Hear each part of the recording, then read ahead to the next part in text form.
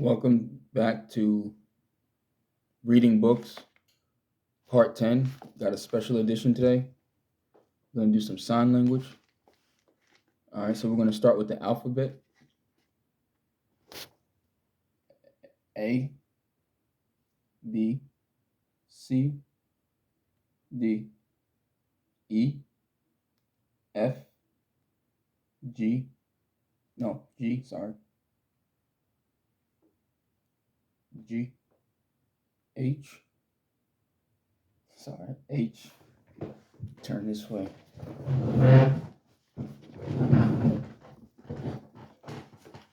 So that's G, that's H, I, J, K, L, M with 3 fingers.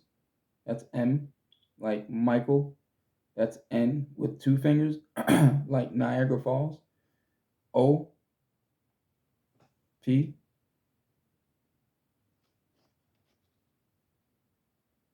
Q, R, S,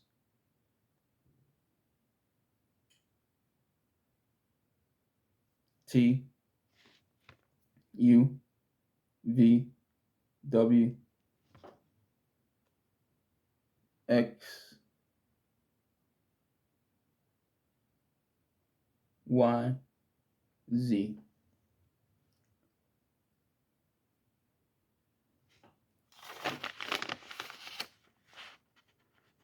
So it's a dictionary of sign language. It's the name American Sign Language Concise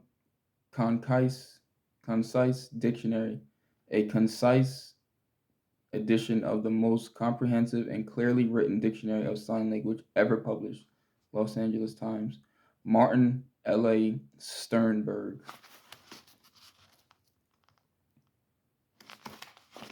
Okay. About. The left hand is held at chest height, all fingers extended and touching the thumb, and all pointing to the right. The right index finger circles about the left fingers several times. So the word about, how to say about in sign language.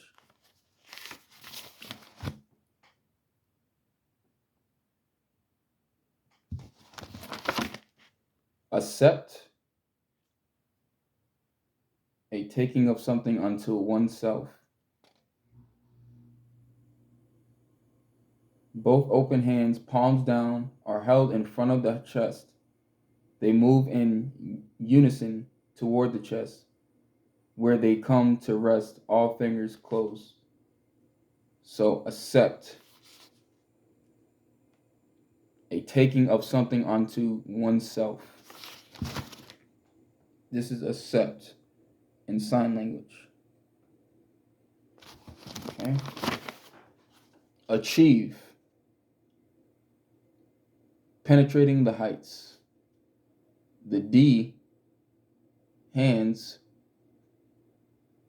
palms back, are held at each side of the head near the temples with a pivoting motion of the wrist. The hands swing up and around simultaneously to a position above the head with palms facing out.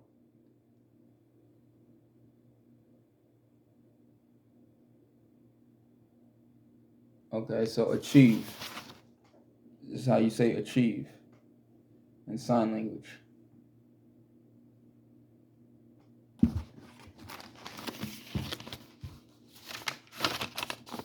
Across, a crossing over. The left hand is held before the chest, palm down and fingers together.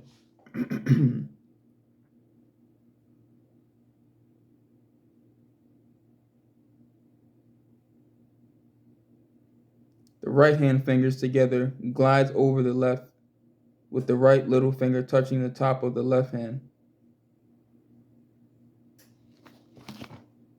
So for across, this is across.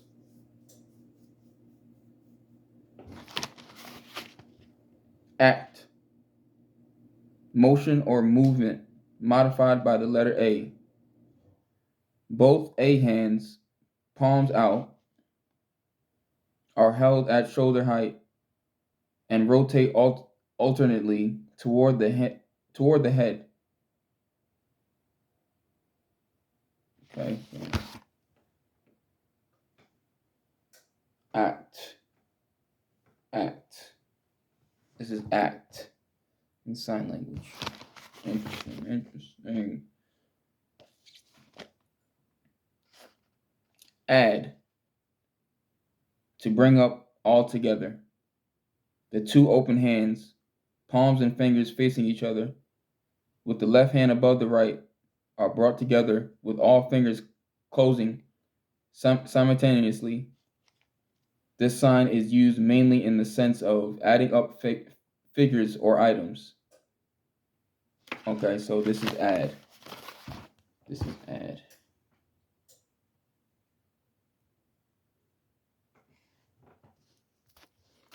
Moving on.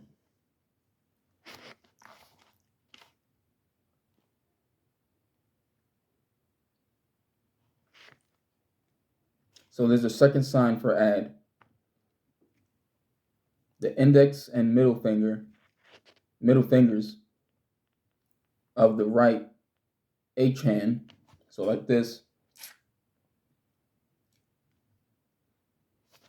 palm up, are swinging and over until they come to rest on the index and middle fingers of the left.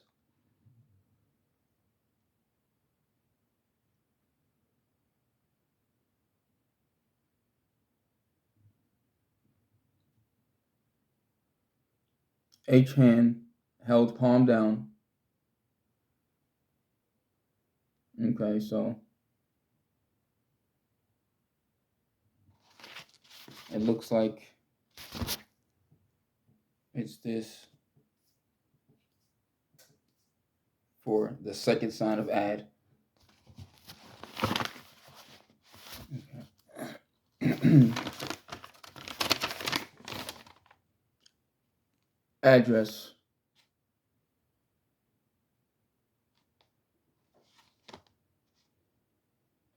Dressing. The upturned thumbs of the A. His hands move in the unison up the chest. Okay. So, address.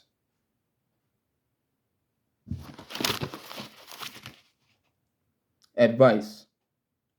Take something and disseminate it. The left hand held limp in front of the body, has its fingers pointing down. The fingers of the right hand, held all together, are placed on the top of the left hand and then move forward off the left hand, assuming a quotations 5 position, palm down. Okay.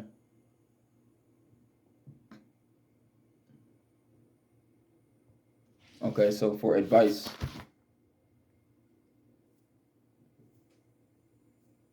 left hand limp in front of the chest, right fingers. Advice. Afraid. The heart is suddenly covered with fear. Both hands, fingers together, are placed side by side, palms facing the chest. They quickly open and come together over the heart, one on top of the other. See also, okay.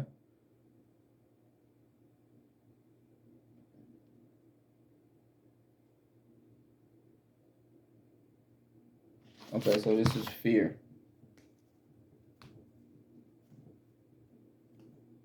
That's fear. After. Something occurring after a fixed place in time, represented by the hand nearest the body. The right hand held flat, palm facing the body, fingertips pointing left, represents the fixed place in time.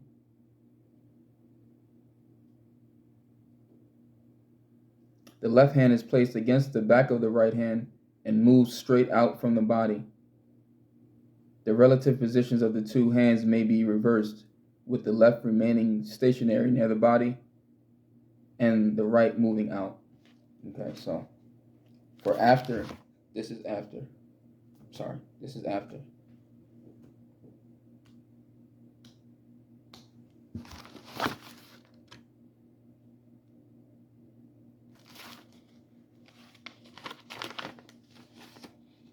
After a while, adverb phrase, a moving on of the minute hand of the clock. The right L hand, its thumb thrust into the palm of the left and acting as a pivot, moves forward a short distance. So this is after a while. This is after a while.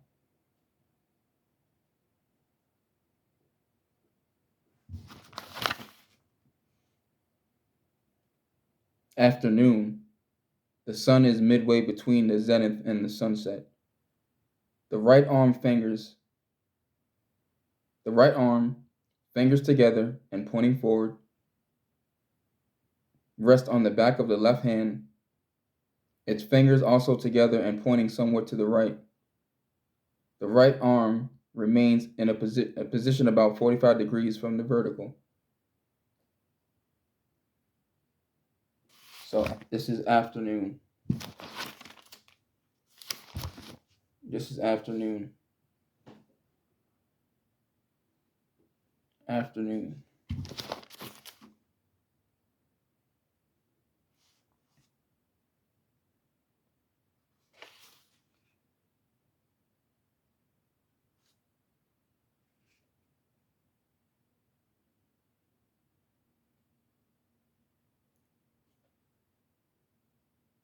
For again, the left hand open in 5 position, palm up, is held before the chest.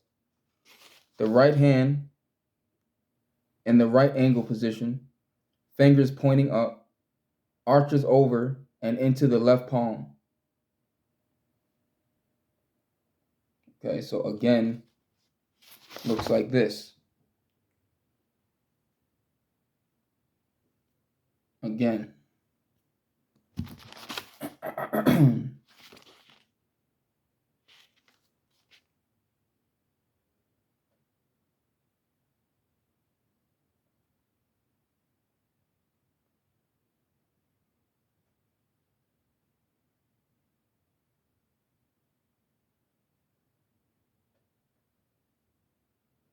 Against. This is against. The tips of the right fingers held together are thrust purposefully into the open left palm, whose fingers are also together and pointing forward. So this is against. That's against.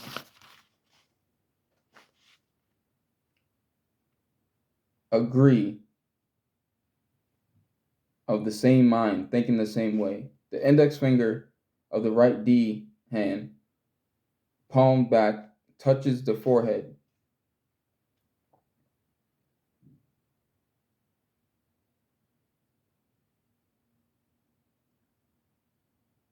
The modified sign of think. And then the 2 index fingers, both in the D position, palms down, are brought together so they are side by side, pointing away from the body.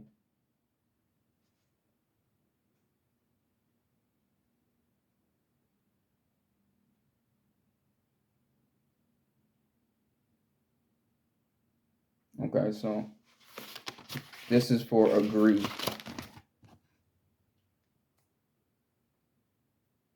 Oh, sorry.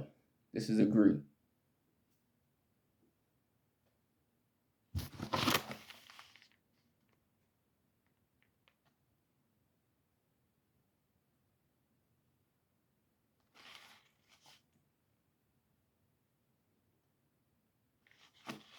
And we'll pause there for this. We'll pause there.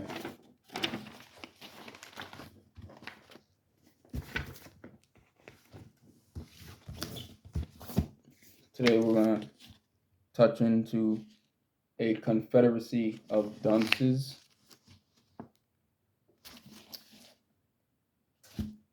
By John Kennedy Toole.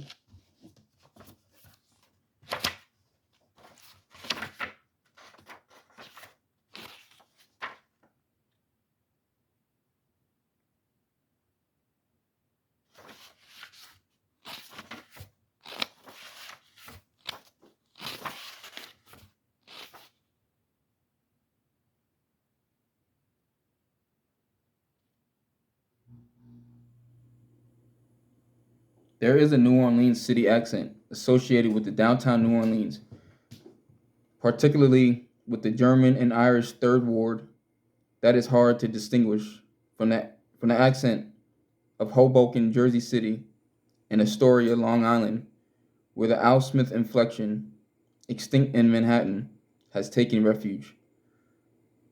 The reason, as you might expect, is that the same stocks that brought the accent to Manhattan imposed it on New Orleans.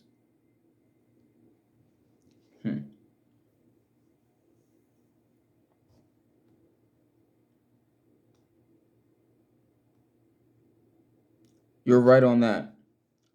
We're Mediterranean. I've never been to Greece or Italy, but I'm sure I'd be at home there as soon as I landed. He would too, I thought. New Orleans resembles Genoa or Marseilles,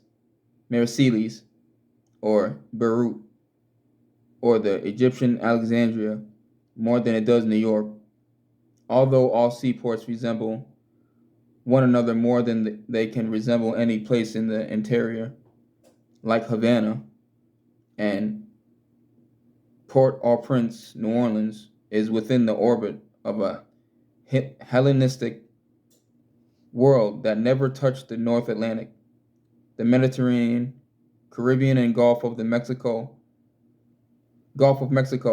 form a homogeneous, though interrupted sea. A.J. Liebling, the Earl of Louisiana. Interesting. A green hunting cap squeezed the top of the fleshly balloon of a head. The green air flaps, full of large ears and uncut hair, and the fine bristles that grew in the ears themselves, stuck out on either side like turn signals, indicating two directions at once, full of pursed lips protruded beneath the bushy black mustache, and at their corners sank into the little folds filled with disapproval and potato chip crumbs. In the shadow under the green visor of the cap, Ignatius J. Riley's supercilious blue and yellow eyes looked down upon the other people waiting under the clock at the D.H. Holmes department store. Studying the crowd of people for signs of bad taste in dress, several of the outfits, Ignatius noticed, were new enough and expensive enough to be properly considered offenses against taste and decency. Possession of anything new or expensive only reflected a person's lack of theology and geometry. It could even cast doubts upon one's soul. Ignatius himself was dressed comfortably and sensibly. The hunting cap prevented head colds. The voluminous tweed trousers were durable and permitted unusually free locomotion. Their pleats and nooks contained pockets of warm, stale air that soothed Ignatius. The plaid flannel shirt made a jacket unnecessary, while the muffler guarded exposed Riley's skin between air flap and collar. The outfit was acceptable by any theological and geometrical standards, however, abstruse and suggested a rich inner life. Shifting from one hip to the other in his lumbering, elephantine fashion, Ignatius sent waves of flesh rippling beneath the tweed and flannel, waves that broke upon buttons and seams. Thus rearranged, he contemplated the long while that he had been waiting for his mother. Principally, he considered the discomfort he was beginning to feel. It seemed as if his whole being was ready to burst from his swollen, suede desert boots, and as if to verify this, Ignatius turned his singular eyes toward his feet. The feet did indeed look swollen. He was prepared to offer the sight of those bulging boots to his mother as evidence of her thoughtlessness. Looking up, he saw the sun beginning to descend over the Mississippi at the foot of the canal street. The Holmes clock said almost 5.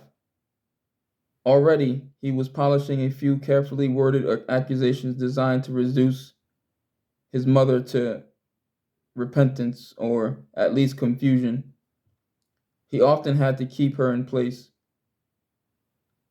She had driven him downtown in the old Plymouth, and while she had driven him downtown in the old Plymouth, and while she was at the doctor's seeing about her arthritis, Ignatius had bought some sheet music at Werlein's for his trumpet and a new string for his lute.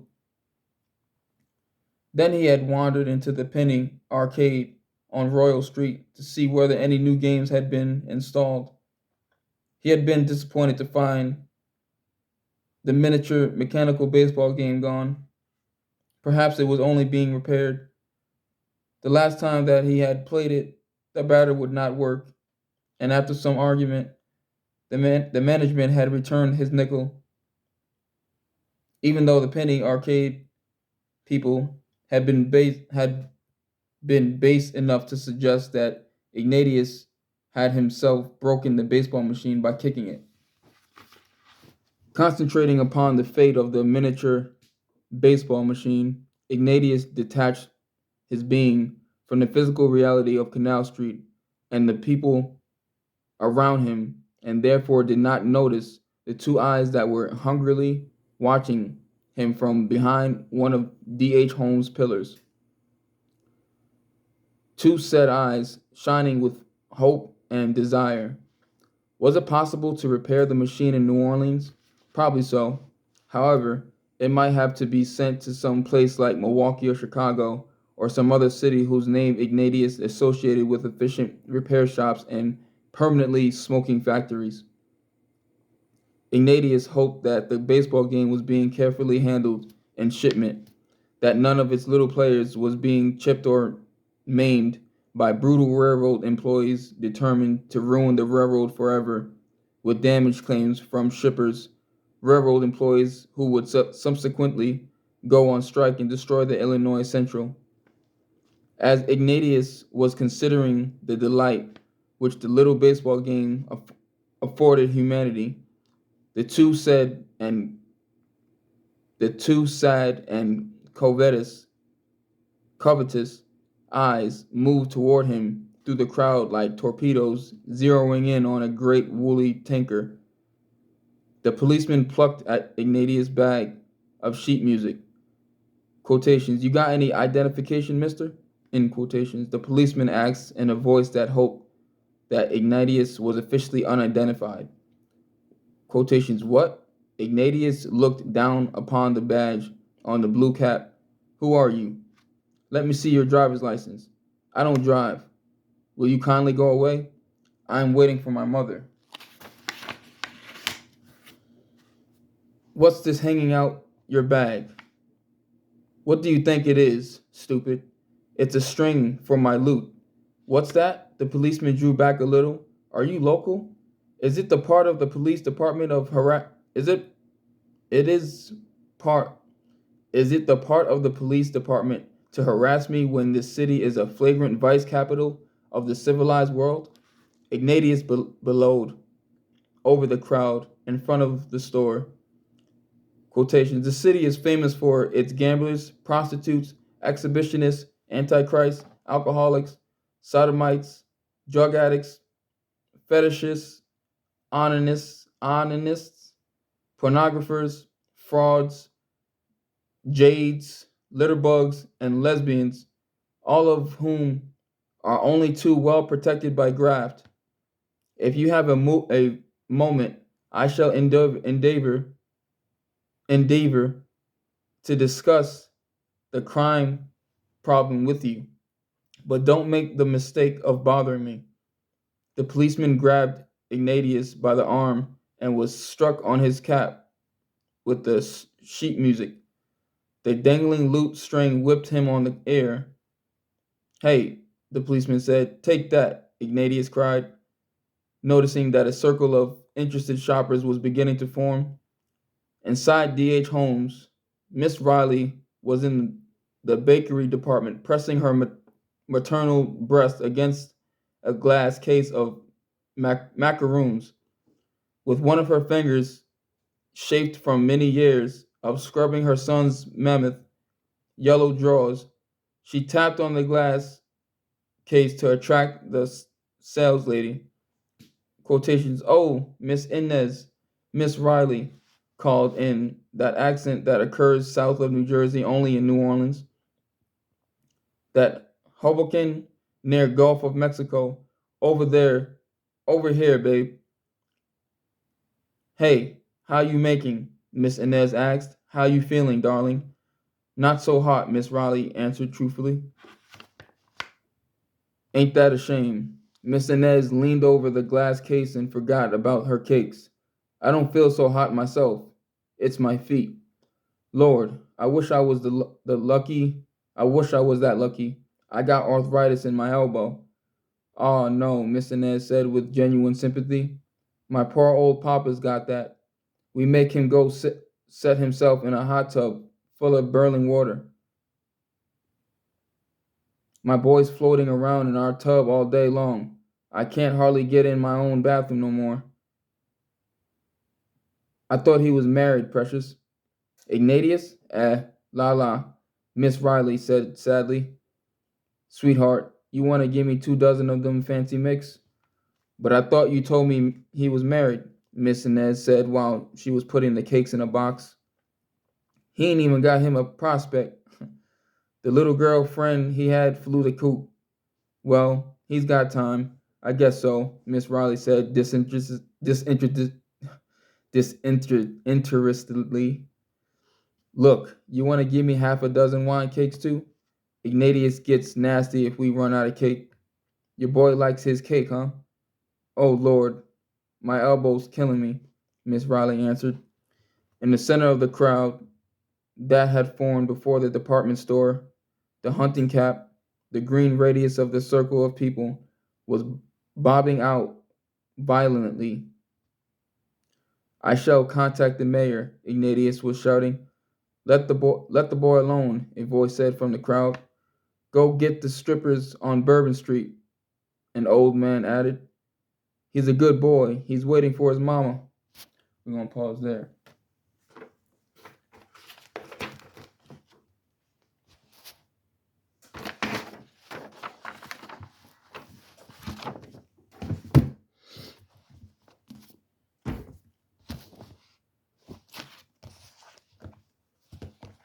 I want to dive back into this higher conscious handbook to higher consciousness real quick.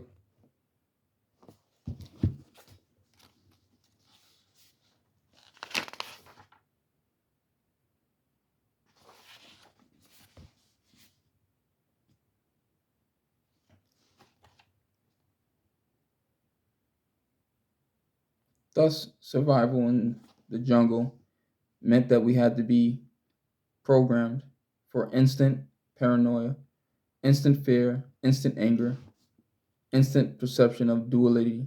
Okay.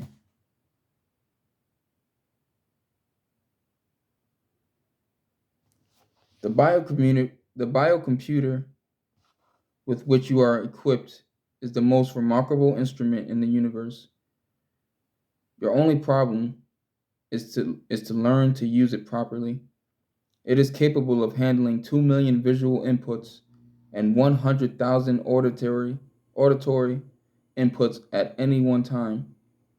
Your biocomputer operates continually throughout all of its parts and is capable of making millions of simultaneous computations. It operates with enormous power, primarily on unconscious levels, with only a tiny proportion of its activity rising to the level of consciousness. The conscious level of your biocomputer is analogs to the printout of the man-made computers. Your journey into higher consciousness is a matter of your learning how to properly program your remarkable biocomputer. When you really learn to operate your exquisite mechanism, you will be able to fully realize your potential for a happy life. A wonderful thing about life is that it is naturally good. Life is set up to work, to produce love, fulfillment, and happiness continuously. However, various situations during your first years of life condition you in the methods of consciousness which continually generate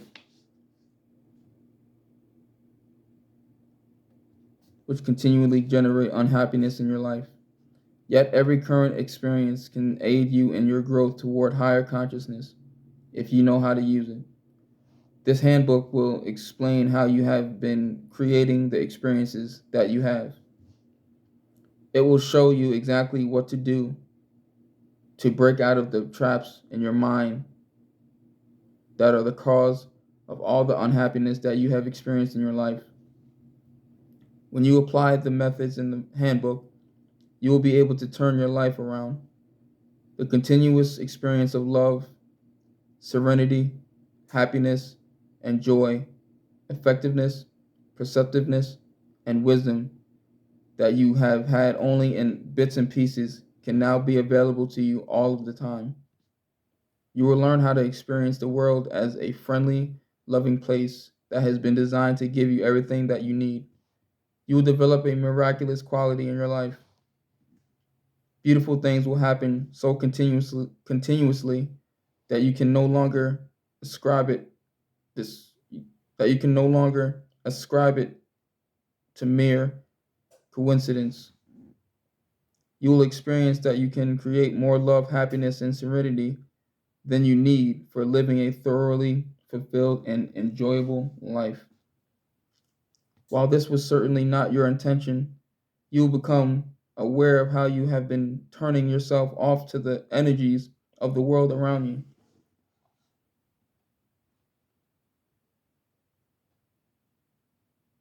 Your mind has been programmed to process incoming visual, auditory, and other information in ways that continuously alienate and separate you from people.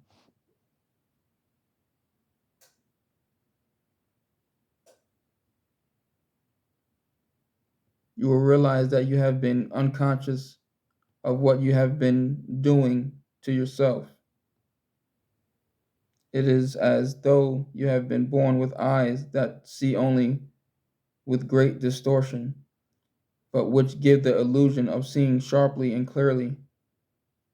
This handbook will help you become aware that the only real problem in your life involves how consciously you use your mind, and it gives you clear instructions of carrying out the inner work necessary to become an energetic, perceptive, loving being.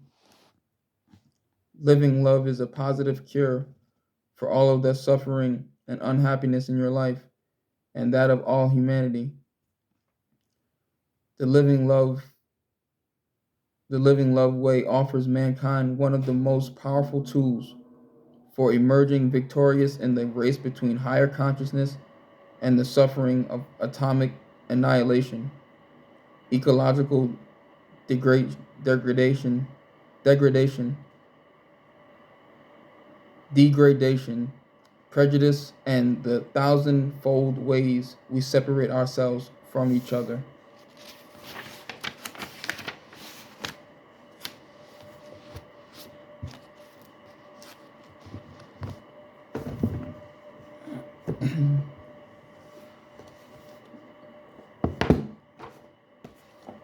Dive into The Alchemist by Paulo Coelho.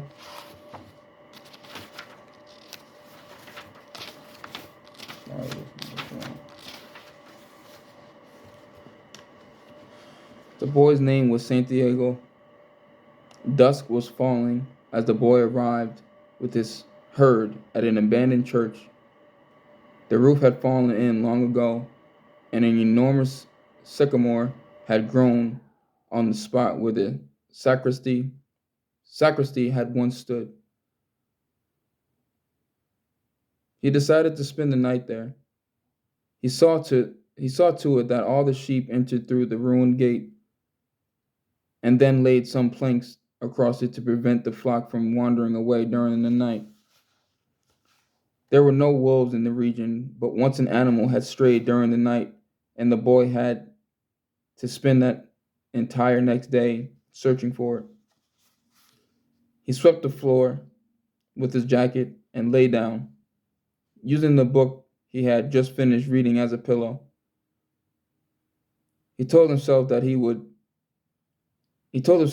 have to start reading thicker books. They lasted longer and made more comfortable pillows. It was still dark when he awoke, and looking up, he could see the stars through the half-destroyed roof. I wanted to sleep a little longer, he thought. He had the same dream that night as a week ago, and once again he had awakened before it ended. He arose and, taking up his crook, began to awaken the sheep that still slept. He had noticed that as soon as he awoke, most of his animals also began to stir. It was as if some mysterious energy bound his life to that of the sheep, with whom he had spent the past 2 years, leading them through the countryside in search of food and water. They are so used to me that they know my schedule, he muttered. Thinking about that for a moment, he realized that it could be the other way around, that it was he who had become accustomed to their schedule. But there were certain of them who took a bit longer to awaken. The boy prodded them, one by one, with his crook, calling each by name. He had always believed that the sheep were able to understand what he said, so there were times when he read them parts of his books that he had made an impression on him. So there were times when he read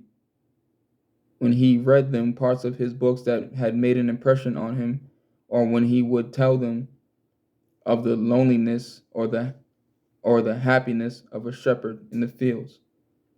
Sometimes he would comment to them on the things he had seen in the villages they passed.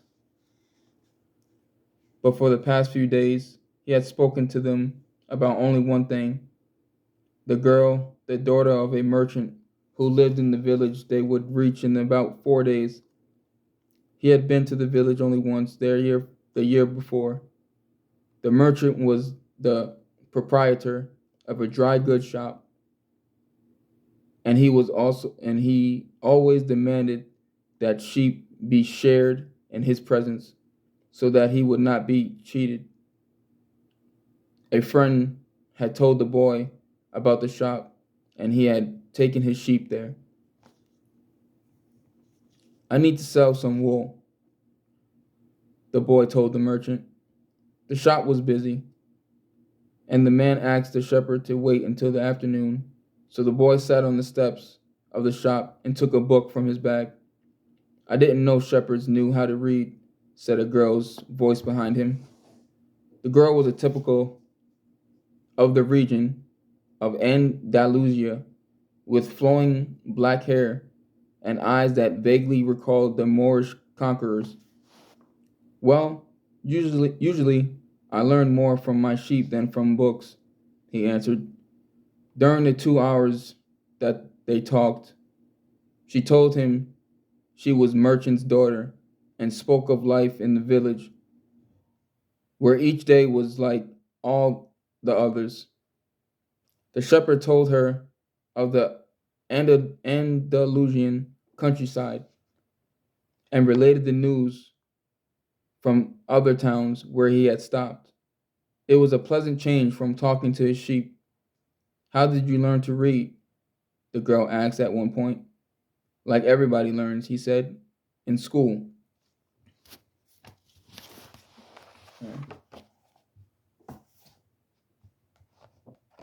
Jump into The 6 Laws of Success by Anthony Barkley.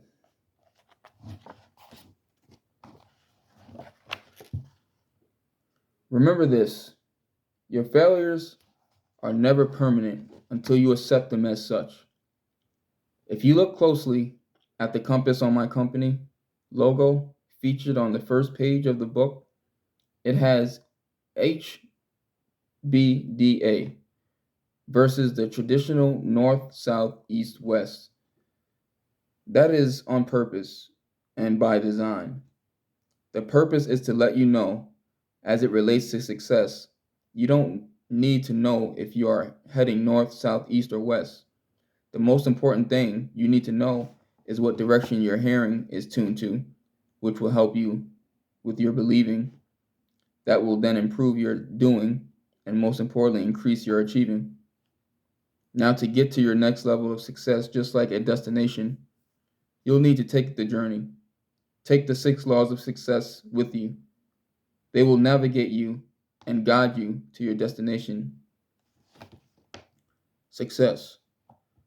Here's the first success nugget you'll get from this book. Don't break these laws. Don't stop moving forward towards your journey, and don't do a U-turn. If you do, it could lead to the death of your goals and dreams. Success is guaranteed the minute you commit yourself and burn all bridges behind you with no possible way to retreat. Napoleon Hill. Before I go any further in sharing the 6 laws of success, I want to congratulate you. That's right, you. The mere fact that you have purchased and you are reading this book says a lot about you. One thing in particular that's clear about you is that you want to know what it takes to become a better you and achieve your success. That's exactly what winners and champions do. Again, congratulations, Coach Tony, President, Ambassadors for Hope. All right, Chapter 2, the origin, the 6 laws of success. And we'll jump back in there next time with that.